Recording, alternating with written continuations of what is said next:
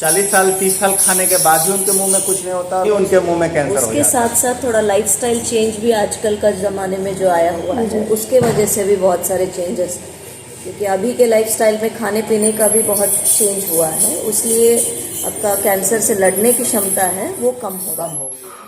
Hello friends, today I'm back once again in this new video and I've reached in Mira Hospital. Today I will meet one of the best dentists, Alok Oza and Susmita Oza.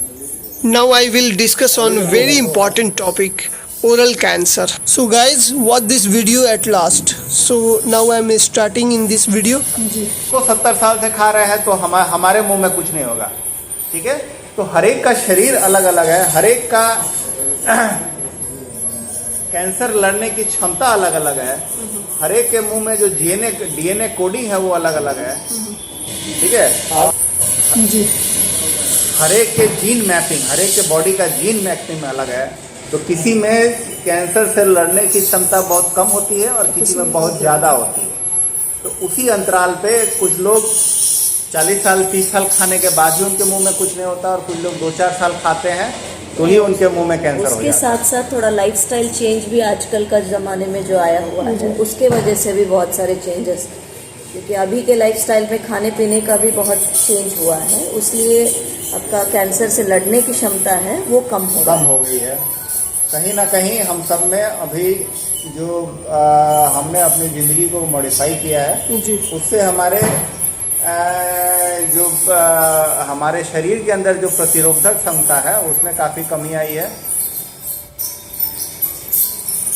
पहले का जैसे cancer का ये रहता था कि 50-60 साल के बाद आपको कैंसर के रोगी मिलते थे, मगर अभी है कि 30-40 इयर्स के में कम में 25-26 साल वो सारे चीज़ जो है सबसे कम उम्र में कितने अभी ये मुंह के कैंसर के लिए 25 से 30 साल के बीच मिनिमम, उससे पहले बहुत कम एज के बच्चों में, जैसे बच्चों में नहीं पाया गया है और जो 20 साल के कम उम्र के हैं उनमें भी अभी तक नहीं पाया गया है। 20 से 25।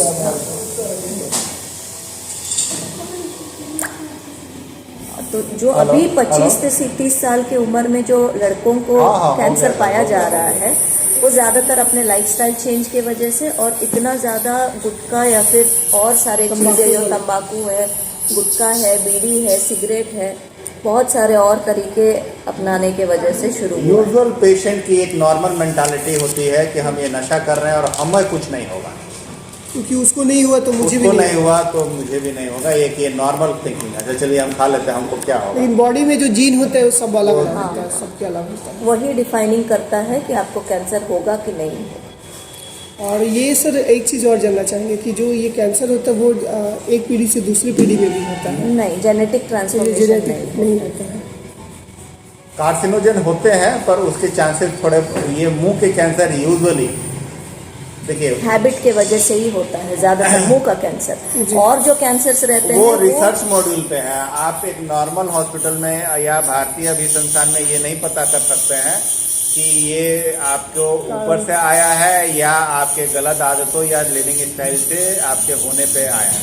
ये अभी हमारे पास ये सब ये पूरा का पूरा मतलब ये रिसर्च मॉड्यूल है और ये पता कर पाना आज के डेट में बड़ा मुश्किल काम है, ठीक है। तो हम जिसको अवॉइड कर सकते हैं वो है कि आपकी आदत गुटखा या बीड़ी या सबसे ज़्यादा मुझे लगता है कि खैनी, जिसको लोग बीमारी मानते ही नहीं है, खैनी खाने की आदत जो है ना वो सबसे उसको अवॉइड होना चाहिए। सर इसके लिए बचाव के लिए क्या करना चाहिए? पहले से हमें मतलब क्या करना चाहिए? सबसे पहले तो सर वही बातें हैं कि आप अपने आदत को आप सुधारें। हैबिट हो जो भी। अब ये भी पाया गया है कि बहुत लोग कोई कैंसर हुआ है जिनको कोई आदत नहीं था, फिर भी किसी का कैंसर हुआ है, वो आपके जीन मॉड्यूल पे है। और जीन मॉड्यूल और भी ये खाली आपके तंबाकू से नहीं है, और 5-6 फैक्टर और है जिससे मुंह का कैंसर होता है। एक है कि नुकीला दांत बहुत दिनों से है, नुकीला दांत ये हमारे यहाँ सर साल में 6 से 7 पेशेंट कैंसर के डायग्नोज होते हैं। खाली नुकीले जिनको दांत के फोड़ला हुआ 6 से 7 पेशेंट साल में मेरे यहाँ आते हैं, पर ये इससे कहीं ज़्यादा पेशेंट हैं नंबर मार्केट में, जिसमें उसको दांत में फोड़ला हुआ और वो दांत उसका बुरी तरह से सड़ गया, ठीक है। उसका एक पोर्शन नुकीला रह गया उसको बार बार वहाँ पे दिन में एक बार आप नॉर्मल वे में घोटते और पानी या बात करते हुए पूरे दिन में 2000 बार आप घोटते हैं, जीभ को आप अपने पोजीशन से हिलाते हैं, तो 2000 बार वहाँ से रगड़ खा रहा है। तो रगड़ खाते खाते घाव बनते बनते वो 2-3 साल में, 2 साल में, 1.5 साल में वो घाव बन गया, जीभ पे घाव बन गया, जीभ का घाव बन गया। नुकीले दांतों से जीभ में कैंसर होने की संभावना में काफ़ी ज़्यादा बढ़ोतरी है। कुछ तो ऐसे भी पेशेंट हैं सर जो जैन मुनि हो गए, उन्होंने अपने आप ब्रह्मचर्य पालन कर लिया, मुंह में एक दांत में खोड़ला हुआ और बाद में मुंह के कैंसर से, ठीक है। तो वैसे भी केसेस हैं। नुकीले दांत को आप नेग्लेक्ट नहीं कर सकते। तीखा मसालेदार खाना हुआ, स्पाइसेस हुआ, नुकीला दांत हुआ, मसाला भोजन न करें।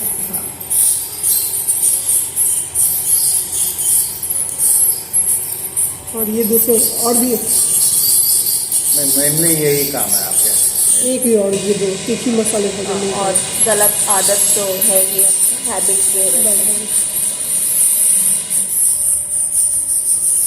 और सर आप इसको माइंड ना मानिएगा, अभी आप इनिशियल स्टेज में एकदम गारंटी के साथ इलाज संभव है। Initial stage initial usually market में है कि नहीं कैंसर का इलाज नहीं हो सकता है, इनिशियल पर इनिशियल स्टेज में सर एक स्टेज और स्टेज 2 तक में एकदम गारंटी के साथ अगर मरीज अगर एक सारे अनुशासन और डॉक्टरों के इंस्ट्रक्शन का पालन करे तो वो अपनी पूरी नॉर्मल ज़िंदगी जी सकता है। पूरी नॉर्मल जितना वो लिखवा के आया है उतनी ज़िंदगी वो जी सकता है। पर वो यूजुअल क्या होता है कि इनिशियल स्टेज में ही हम लोग क्या प्रॉब्लम होता है कि जैसे वो इनिशियल स्टेज, अभी मैं आपको ऐसे बताऊंगा कि आप कहाँ के रहने वाले हैं, छपरा में किधर, कहाँ पे रहते हैं, मतलब छपरा में किधर? छपरा में म्यूनिसिपल चौक, म्यूनिसिपलिटी चौक। अभी कुछ दिन पहले मान लीजिए 1-1.5 साल पहले हमारे पास एक आया मुकरेड़ा का लड़का। अच्छा, ठीक है, एकदम मुश्किल से उसकी उम्र 27-28 साल थी, 27-28 साल की थी। 27-28 साल में यहीं पे बैठा, मैंने उसको कैंसर डायग्नोज किया, घाव ठीक नहीं है आपका। तो जैसे ही ठीक किया, पढ़ा लिखा इंसान था, अच्छा समझदार था, समझ गया कि ये बोल रहे हैं। तो उन्होंने बोला कि आगे का क्या स्टेज होगा, तो मैंने बोला कि इसमें से कट के हल्का सा टुकड़ा कट के जाएगा जांच के लिए। कटने के नाम पे वो ऐसे रिएक्ट किया कि भाग गया, मतलब ऐसे दिखाया कि हम कुछ अलग बोल रहे हैं उसको, ठीक है, उसकी इच्छा थी नहीं है। बाद में वो भारत के हर एक हॉस्पिटल में गया, पेशेंट सिंसियर था, वो मेरे यहाँ से के बाद से वो बहुत जगह गया, पर हर जगह वही एडवाइस किया गया, ठीक है, जो तरीका हमने बोला वही था। तो उसने कोई उन सब इंस्ट्रक्शन को फॉलो नहीं किया, ठीक है, कोई बात नहीं मानी किसी डॉक्टर की कहीं पे। और अभी हार्डली मुझे लगता है कि 1 से 1.5 महीना उसका पूरा घाव, गर्दन वगैरह सब सड़ गया था, और 1 से 1.5 महीने पहले वो चला गया, ठीक है। तो उसका मतलब आप कहीं पे भी जाइए, कोई भी कैंसर, अभी इलाज से आप डरिए इसको ना नहीं, देखिए, इलाज को कराइए। अभी जो आप देखिएगा ना, तो अभी 3-4 सालों में मोदी सरकार ने बहुत सारे चैरिटेबल हॉस्पिटल स्टार्ट किए हैं, जहाँ पे बहुत कम खर्च में, जैसे अभी हम पेशेंट को क्या बोलते हैं, अभी मान लीजिए ये सब बातें, जैसे अभी हम मरीज को क्या बोलते हैं, तो मरीज को हम बोलते हैं कि आयुष्मान कार्ड ले आइए, ये हॉस्पिटल आयुष्मान सैन पैनल है, ठीक है, आयुष्मान कार्ड ले आइए, आपका कैंसर का इलाज, आपको इस हॉस्पिटल में कोई नहीं, कुछ पैसा नहीं देना होगा, ठीक है। मतलब आयुष्मान कार्ड से आपका, उसमें हम लोगों को 38 से 40 हज़ार रुपये दिया जाता है, ठीक है, सरकार हमें दे देती है। तो हमने 2-3 मरीजों का इलाज किया, सरकार ने उसका पेमेंट किया अच्छे तरीके से, वो ठीक भी होगा, वो ठीक भी हो गए अच्छे से, ठीक है। तो वो तो ये कहेंगे कि बहुत खर्चीला है, पर वही है कि गांव में उसको कुछ समझा दिया जाता है तो कराता नहीं है सब मरीजों को। आम आदमी में एक कैंसर को लेके अभी भी बहुत डर है।